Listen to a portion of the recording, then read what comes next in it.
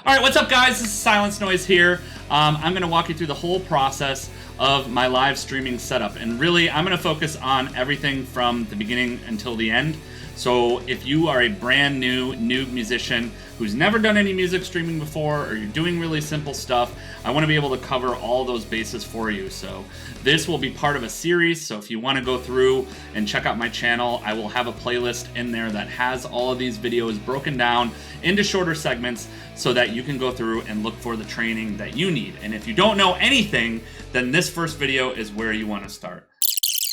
So which streaming service is right for you? Which is the one that you should be paying attention to? The truth is, if you already have an established base in one of these places, like you've already started to develop a following on YouTube, or you've already started to develop your following on Facebook and Instagram, if you've done that, then you should be focusing on those and trying to grow where you already have some momentum.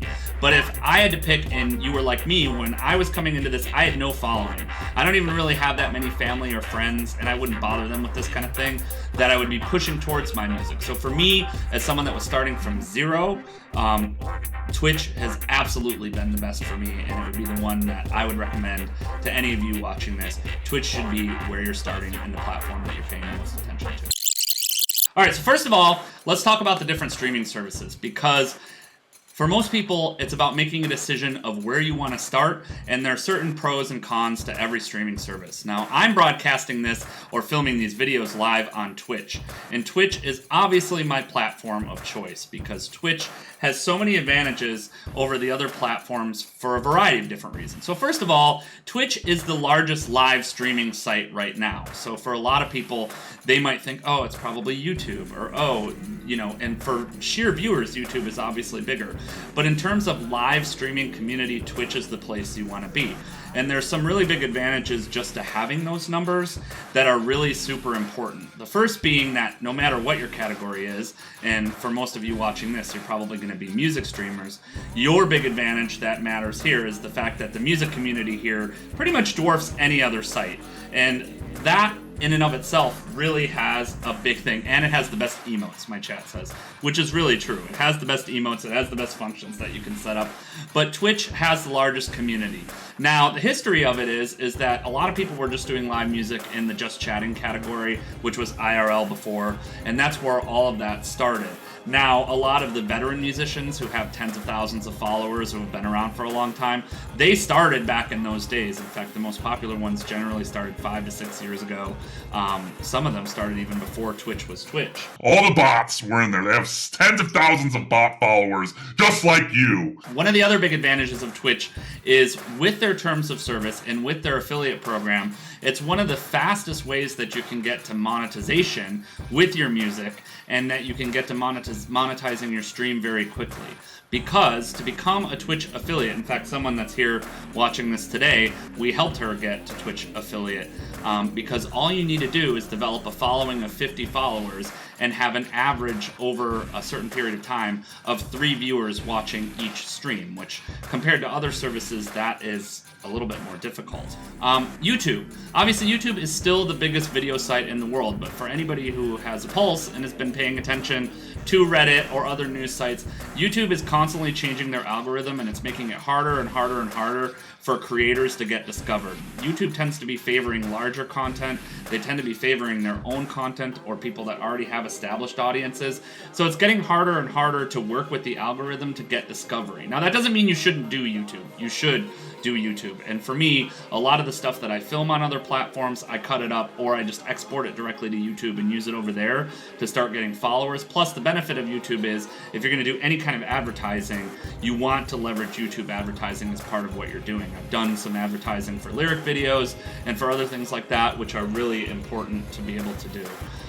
But discovery is harder, and my personal opinion is finding live streams on YouTube in particular is nowhere near as easy as it is on Twitch. It's not broken down by category the same way. Twitch also has an algorithm that really favors discovery. So once it sees that you like a lot of music streams or you like a lot of just chatting streams, you'll start seeing those more and more and more on your front page. And a good question from Freakster already in the chat is copyright issues with YouTube. This training and who I'm speaking to is predominantly original musicians. I think that a lot of people that dominate the music and streaming category, which I'll talk about more, tend to be cover artists or people that are doing suggestions that way. I think that's a fine idea, and if that's the way you want to do it, everything I teach you in these tutorials, or everything that I teach you today, is gonna fit with that, if that's what you want to do instead. But YouTube is far, far more aggressive with their copyright than Twitch is, and I wouldn't be surprised over the next year or so to see Twitch get way more aggressive with their copyright infringement laws, or with their policies on it. Because Twitch right now, if you stream copyrighted content, or you're doing a cover, or you're doing something that falls under that usage, they'll just mute that audio in your VOD. So if you go back, that audio gets muted, and you can still see the VOD, and you can still see everything else that happens in it but the copyrighted content. Whereas with YouTube, you're going to be dealing with copyright issues from the beginning, and YouTube's copyright system is so aggressive that if you get strikes against your account, that can really hurt you. It can remove your ability to monetize via YouTube, which is, a lot of you may be looking for that, or it can get your account banned altogether, which that has happened to many, many different people, and the dispute process as part of YouTube is for the original musician, where you are owning and producing the music and doing that kind of thing. It's normally not going to be that much of an issue for you, and you have the ability to whitelist your channel. So if you're distributing music with DistroKid, like I do, you can whitelist your YouTube channel and the usage of that, and you can also whitelist specific videos that are using that content. So for the original musician, that's not that big of a deal. Facebook Live and Instagram, don't sleep on them. I still think that in terms of what you have the ability to do on them, they're very limited. And obviously Facebook and Instagram, just like YouTube at this point, really are changing the way that you interact with content and discover content, which makes things a lot harder to find. For a while there, Instagram was definitely prioritizing live content that went live, and so was Facebook. But the reality is depending on who you're trying to get to with your music, which for me, it's normally like the ideal person that'd be listening to my music is probably like, early to mid 20s and up. They're just not going to be using Facebook as much. And with Instagram, you don't have the ability to use the streaming tools and the streaming software I'm going to talk about today as of yet. I think that it will eventually change if Instagram starts to take that, because advertisers are just going to demand it.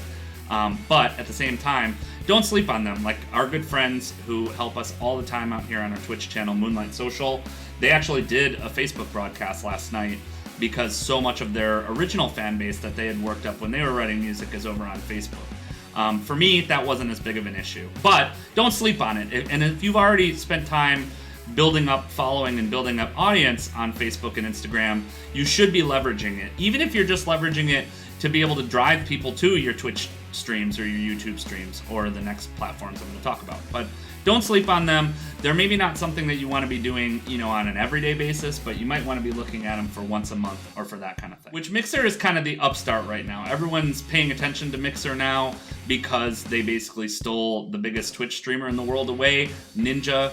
The Ninja for the kids is over there doing streams on the Mixer now. And so Mixer has gained some momentum. One of the interesting things about Mixer for me as a music streamer is that Mixer definitely has really good discovery for musicians. Music is typically the number 1 or the number 2 category on the site on Mixer. And yes, the reason for that, just like Twitch, is that a lot of people are listening to radio stations and that kind of thing. But one of the issues with Mixer is it has a much smaller audience. And hopefully, as streamers start going over there and paying more attention to Mixer, it will continue to grow. But like I mentioned with Twitch, a lot of the benefits of having a big music community, a lot of the benefits of being able to network and find other viewers and find people who are into similar things, they're there. It's just a lot smaller. And their teams are a lot smaller and their viewer bases are a lot smaller. But I do certainly think it's something that you should be testing and trying. It's something that I test and try. The other thing to pay attention to is there's tons and tons of upstarts in this market. Everybody wants a piece of this pie. Obviously, all the sites that I referenced are some of the busiest and most used sites on the internet. But they're also new enough in some ways. I wouldn't say YouTube or Instagram are. But Twitch and Mixer in particular, they're very large, but they're not so large, especially in the music category, that you're going to get crowded out by competition. All the musicians and stuff are already on Instagram and Facebook and YouTube. So you're up against all that competition if you're not willing to do, traditional promotion and advertising and that kind of thing. But with Twitch, it's new enough that as a musician, you should be paying attention to it now. You should be getting into it now before it hits that critical mass where the music category is really taking off and you're dealing with all sorts of competition in there. It's a great time to start doing this, whether it's Twitch or Mixer or whatever. I know a lot of people that stream on Mixer as well are doing it because they have issues with Twitch's management and Twitch's ethics and whatever your stance is on that, to be honest with you, I don't really care about that. But for people that do care about that, you might choose one of these platforms over the others. There are some more upstarts in this space right now that are really important to be paying attention to. Discord recently launched a service that allows you to stream directly to people that are in your Discord channel. So that is something to be paying attention to and see how that evolves and how that works and how that starts to integrate with these tools because they have an interest in it. Reddit just started doing its own streaming service a couple of weeks ago. They did a trial of something called Reddit Public Access Network, which was mostly, again, kind of like Instagram, where it was forcing you to film on your phone and do that stuff where you couldn't use a lot of the tools that you can use for live streaming services. But they're definitely starting to take an interest in it as well, which means that we as musicians and people that want to stay ahead of that curve and take advantage of the fact that people are just discovering these things or they're not hot commodities yet, you need to make sure that you're paying attention to those things. You can obviously stick with this channel. I pay attention to that stuff. Again, the streaming services, I broke down Twitch, YouTube, Facebook Live and Instagram, Mixer, and then pay attention to the upstarts like Discord, Reddit Public Access Network, and there will probably be a million more by the time I release this YouTube video because it's such a hot space right now and everybody's trying to get into it. So which streaming service is right for you? Which is the one that you should be paying attention to? The truth is, if you already have an established base in one of these places, like you've already started to develop a following on YouTube, or you've already started to develop your following on Facebook and Instagram, if you've done that, then you should be focusing on those and trying to grow where you already have some momentum. But if I had to pick, and you were like me, when I was coming into this, I had no following. I don't even really have that many family or friends, and I wouldn't bother them with this kind of thing, that I would be pushing towards my music. So for me, as someone that was starting from zero, Twitch has absolutely been the best for me, and it would be the one that I would recommend to any of you watching this. Twitch should be where you're starting and the platform that you're paying the most attention to.